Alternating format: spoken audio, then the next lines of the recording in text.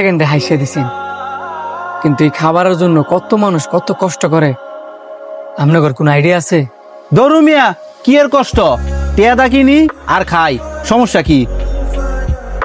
টাকা দিয়ে হয়তো বা আপনি খাবার কিনতে পারবেন, কিন্তু অন্ন তৈরি করতে পারবেন না।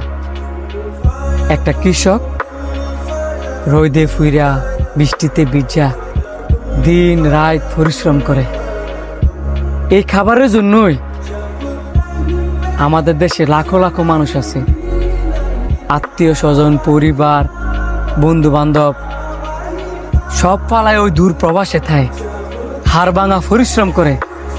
কিসের জন্য? এই খাবারের জন্যই। আর আপনারা কিনা এই খাবার নিয়ে হাসাহাসি করতেছেন। আর আমি আমনে করতে লজ্জা থাকা উচিত। আপনারা হয়তো বা 3 বেলা ফ্যাট বইরা খাইতে পারেন, এই কারণে খাবারের মর্মটা বুঝেন না।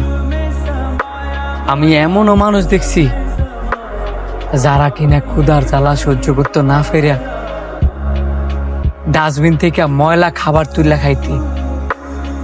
আপনারা যদি একটু ফিলিস্তিনের দিকে তাকান, লাখ লাখ মানুষ খাবার খাইতো না ফেরা হাহাজারি করছে। মানুষ খাইতো না ফেরা মাটি কামড়ায় খাইছে। মানুষ খাইতো না ফেরা লাখ লাখ মানুষ মারা গেছে। আপনারা যেদিন বুঝবেন ওই দিন এক মুঠ খাবার নষ্ট করতে আপনাদের বুকটা কাঁপে উঠবে।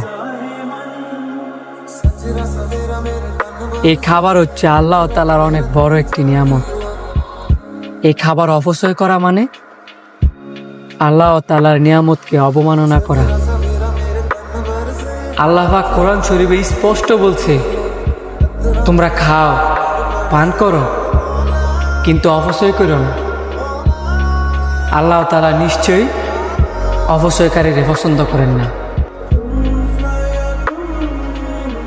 এই যে আমরা খাবার নষ্ট করি, এতে করে আমাদের রিজিক, খাবারের বরকত, ফ্যামিলিতে অভাব অনটন লাগিয়েই থাকে। আমাদের নবীজিও কিন্তু মাটিতে ফইরা যাওয়া খাবার তুইলা খাইতো। আর আমি তো ওনার উম্মত, আমি কারে মাটিতে ফইরা যাওয়া খাবার তুইলা খাইতাম না। আশা করি আপনারা বুঝতে পারছেন।